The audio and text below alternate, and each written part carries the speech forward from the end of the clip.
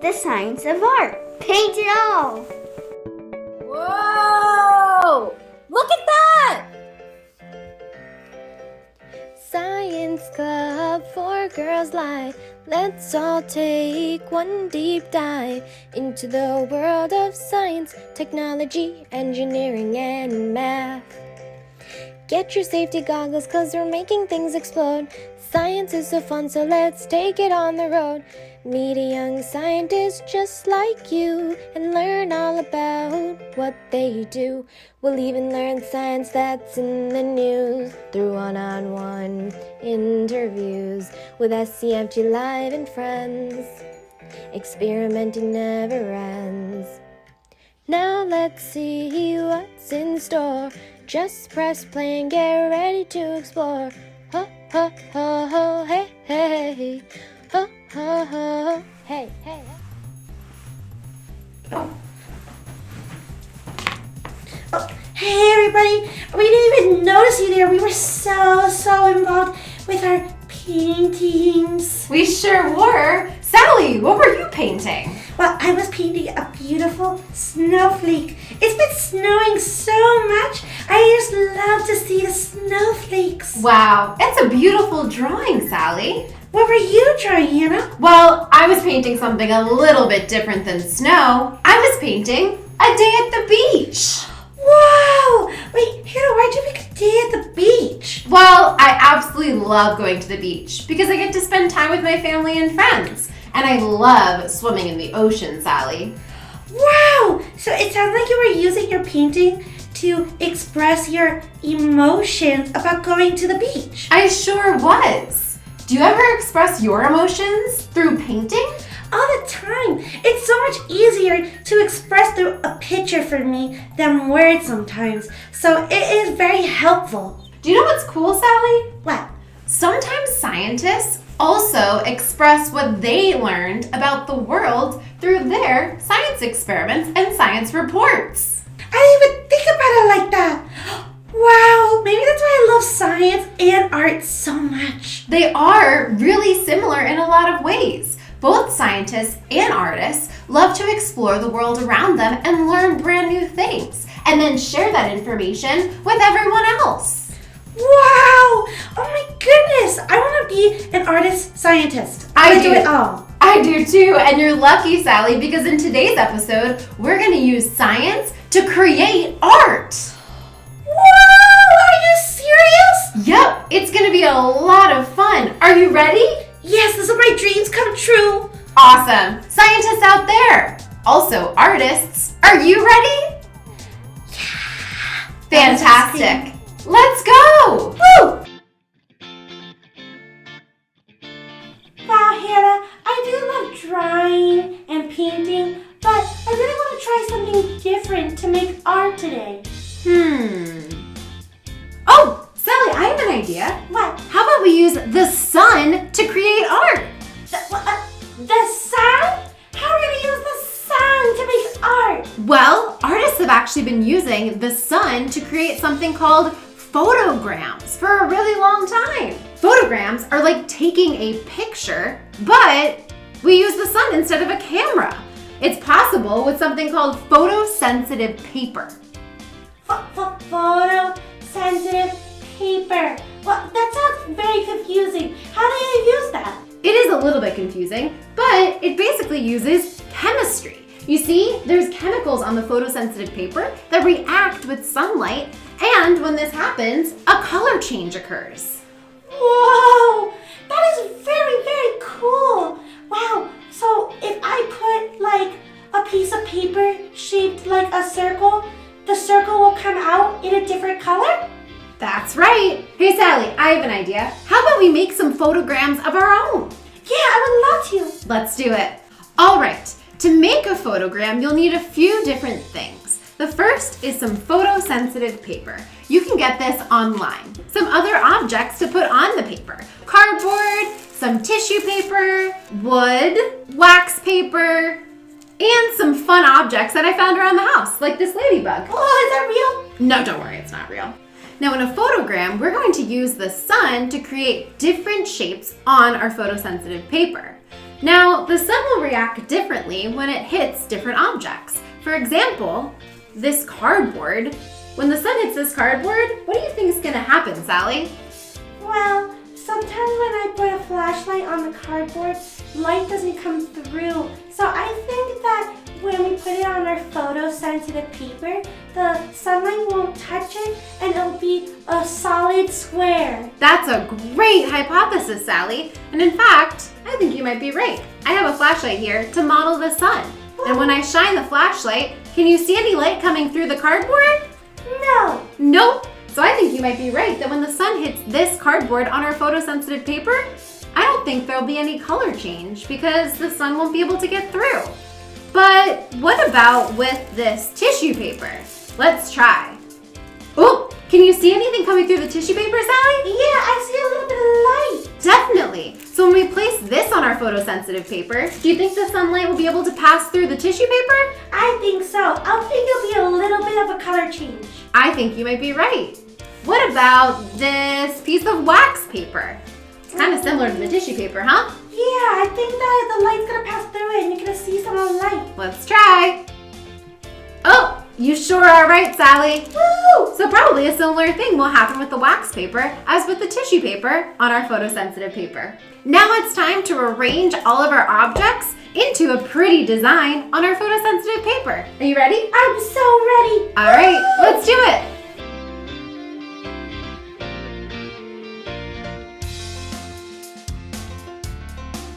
Now that it's been outside for about 5 to 15 minutes, it's time to rinse off our paper. First thing is go ahead and take off your objects. All right, time to rinse our paper.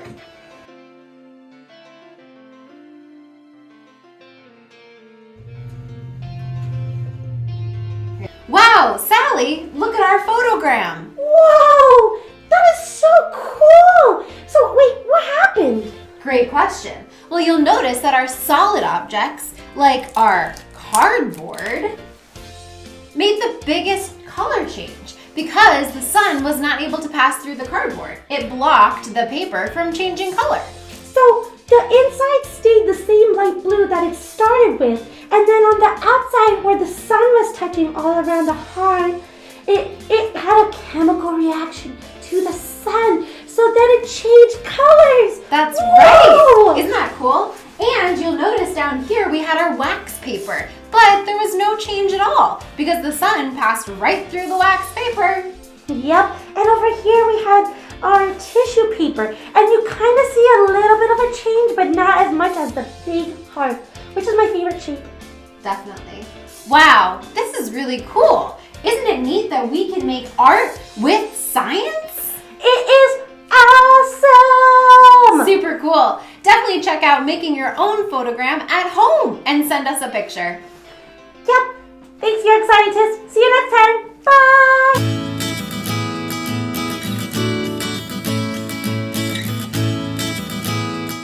Hey everybody, we're here at Mudflat Pottery Studio and we're going to get our own personal tour to see how pottery is made and how science is used to make pottery. Come on, let's go! Hi, I'm Elizabeth. Nice to meet you. Nice to meet you too. Welcome to Mudflat. Awesome, I'm so excited to get our own personal tour of pottery. Yeah, glad to have you guys here. Come on, let's go this way.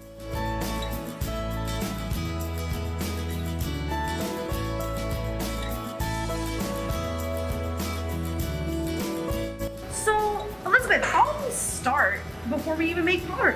Where do we start? So we first pick the clay body that you want to use. So I normally use porcelain. So if you think of porcelain, it's like your mom or your grandmother's like very fine china, very delicate, very pristinely white. So the next one over is terracotta. So terracotta, if you ever go to a plant store or a garden store with your mom or your dad and you're looking at flower pots, this is what it's made out of. It's really orangey red when it comes out. Next over, we have brown stoneware, which a lot of people think of as like the regular pottery. So if you get a mug at a craft fair or anything like that, it's usually made out of brown stone. Awesome. And where does clay come from? Clay comes from the ground. There's places all around the country that you can actually just dig in a mountain and take out something that's clay. So these have extra things in them that will make them hold together, throw, fire, all of that. But clay actually comes from the ground, which is why it's been around for centuries and centuries. Whoa. Awesome. Okay, so Elizabeth, what do you have to do before you put your clay on the wheel or shape it by hand? So the first thing that you want to do is wedge the clay. So it comes in a big bag of 25 pounds of clay. And so you take a piece of clay. This is 2.5 pounds. And so we want to take this clay and get out all the air bubbles. So we're going to wedge it. It's sort of like kneading bread.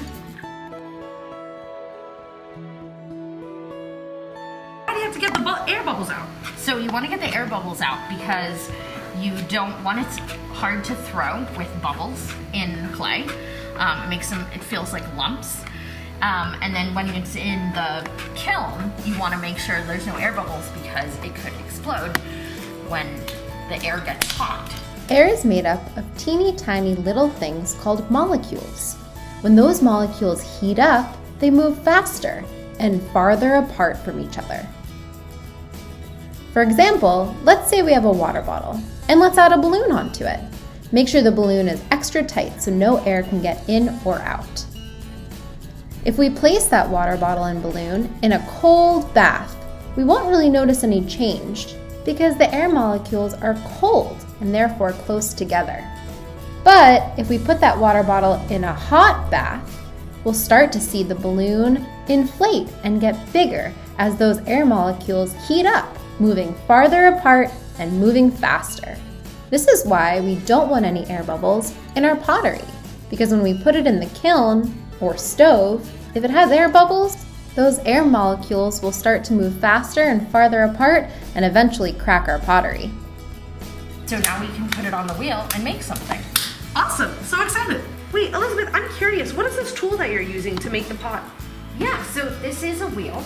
So it has an on and off switch down here. So after you're done, you always want to turn it off. It also can go a different direction. So right now, it's going counterclockwise, but it can also go clockwise. And then there's a pedal down below, which I use with my foot to turn the wheel. So Elizabeth, I know you said you were gonna throw the clay. Does that mean you're gonna throw it across the room or something? No. I will show you what throwing is one of our Potter terms. So we put the clay on the wheel, make sure it's good and tight. And then we're gonna take some water. And first we're going to center the clay, which means keep it centered on the wheel so it's not like wobbling around, like going like this. And then we'll get to throwing. I'll show you that throwing means moving the clay up. Oh, so you're gonna move it up this way? Yeah, so I'm gonna make like a cup. And why are you putting water on the clay? So I put water on the clay so my hands can move around the clay and move the clay. Because otherwise it would be like running your hand over dry sandpaper. That sounds like it would hurt. That would hurt a lot.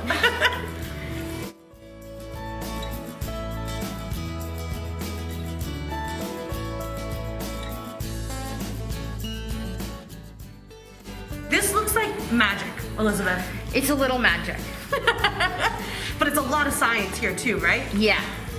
So you're compressing, you're pushing in I can show it on this side too. So you're pushing in these two walls and moving the clay up. Push the clay in and up. And so the clay is getting compressed. It's getting pushed together. And now we've made a higher form.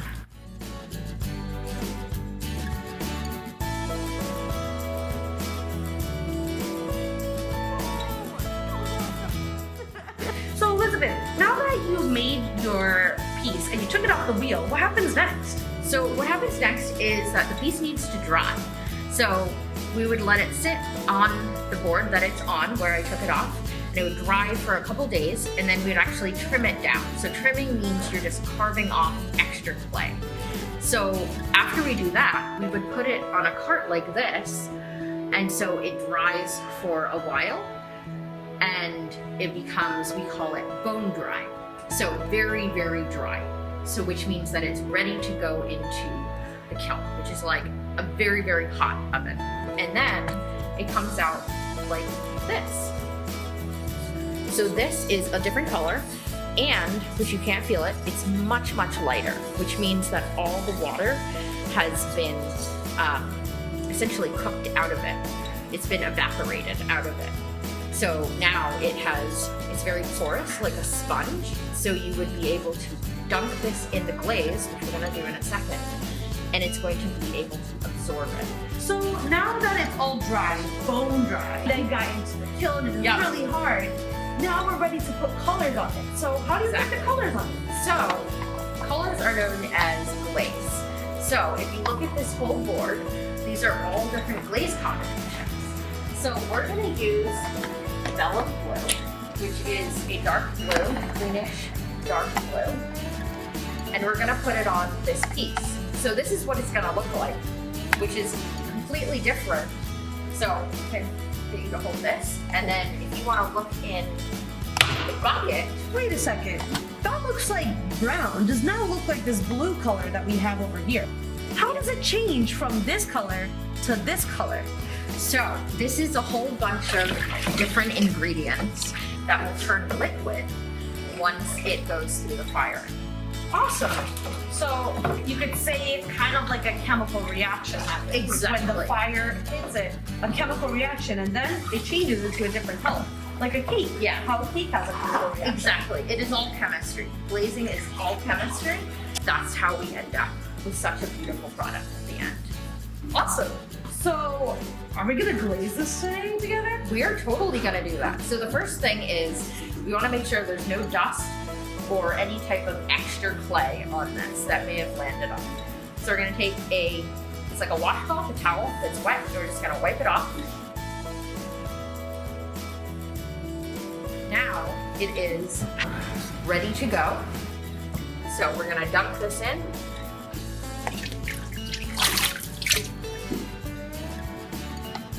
Awesome. And so then this is gonna turn into this color. Exactly. Wow. So Elizabeth, where are we with these huge, huge machines? So we're in the kiln room. So this is essentially many ovens, huge ovens. So if you look at this is a kiln. So it has all these, so first off, this is the door that's going to roll back into the kiln and shut it. And then they're gonna turn on the gas, turn on the fire.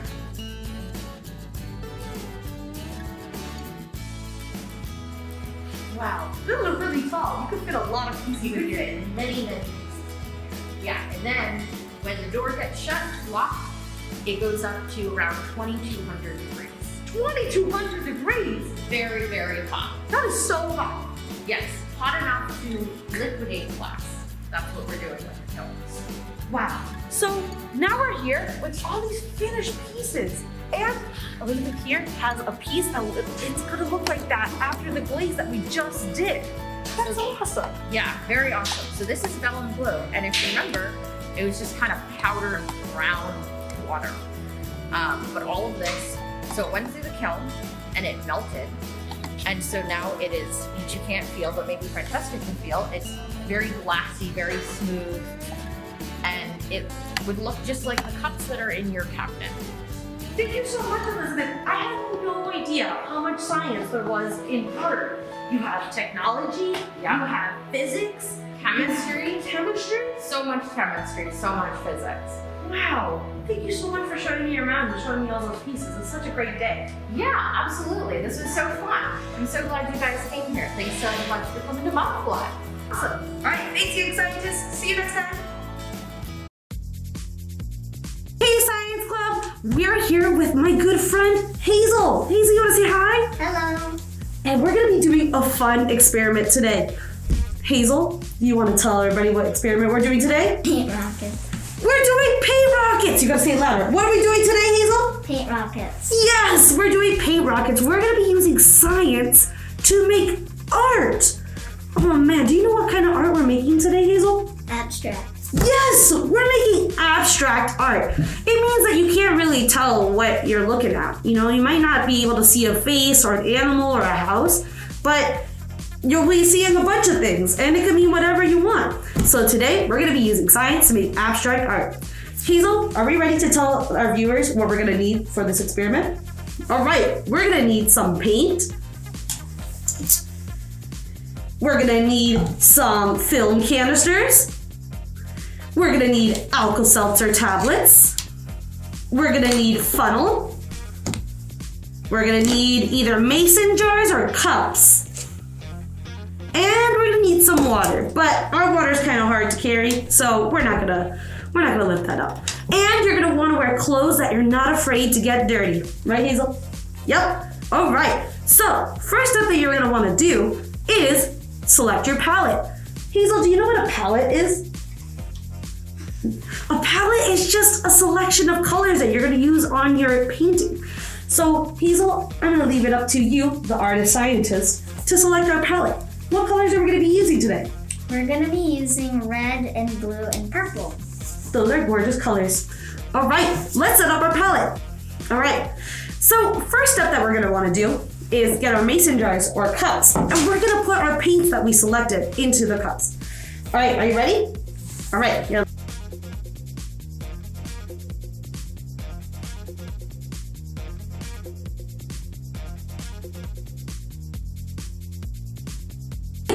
Now that we have our paints in our jars, now we're gonna put some water into the jars. And you're gonna wanna use just as much water as you did paint. So a 1-to-1 ratio. All right, I'm gonna pour the water. Are we ready for this?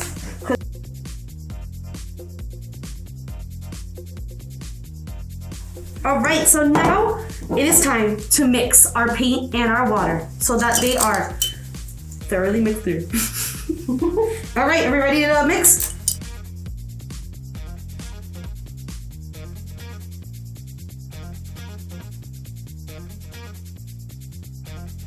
All right, so now that we have all our paints mixed and everything, it's time to put them in our film canisters. All right, so Hazel, you're the artist of this painting. How are we gonna be filling up these? How are we gonna fill up this first one? I would like it maybe halfway. Halfway? With what color? Red. Red? All right, awesome.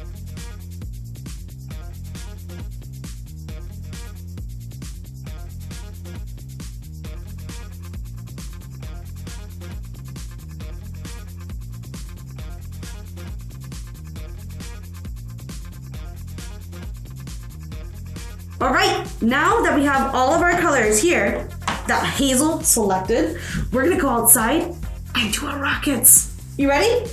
Let's go.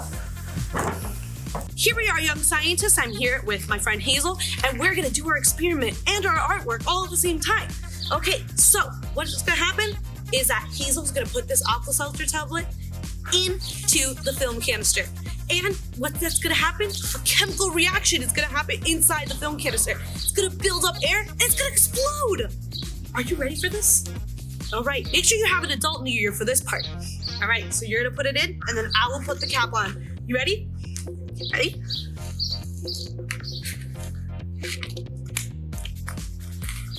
All right, back up, back up.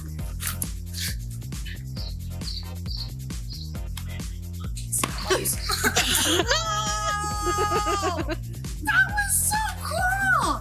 Did you like that? Should we do another one? All right, let's go. What?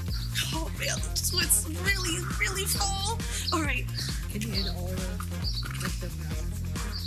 Let's see. Yes. Ooh, it's kind of Okay, dripping. good for you. Oh my god.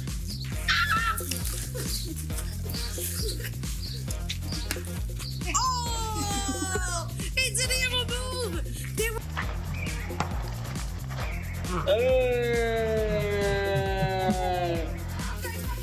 These are gonna go really high. Oh my god, you see all the bubbles moving? Oh my gosh. Whoa! Oh my god, this one is still going. Oh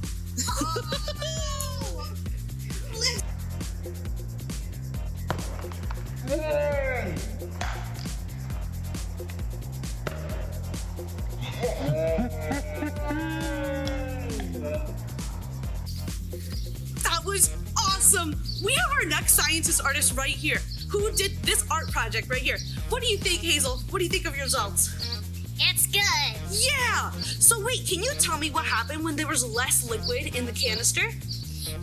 It jumped more higher Yeah, why did it jump higher? because it had less weight in it. Yeah, there was less water, so there was less weight. Awesome. And I bet it had more time to fill out all the air because it's producing air, so there's a lot of air in it, so it went really high. And then what happened when there was more water in it? It didn't jump as high, and so it had a lot of weight in it. Yeah, it did have a lot of weight in it, so it kind of stayed to the ground. There wasn't a lot of room for air to go, so it couldn't get as much height. Awesome job, Hazel. Thanks for coming on and becoming a scientist artist with me. High five. Wow, Hannah, never in my wildest dreams did I think I was going to become an artist scientist today. Isn't it awesome? We became artist scientists today by making paint rockets with chemistry and photograms with the power of the sun. Yeah, and we even got to talk to a real artist all about how pottery is made.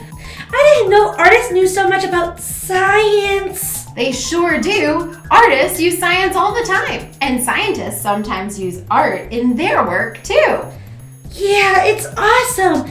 The world of science and art is so much closer to each other than we all think. Sure is. Well, Sally, I hope you had fun today, and I can't wait to see you and all of our young scientists again next week for another episode of SCFG Live. Bye, everyone. Bye!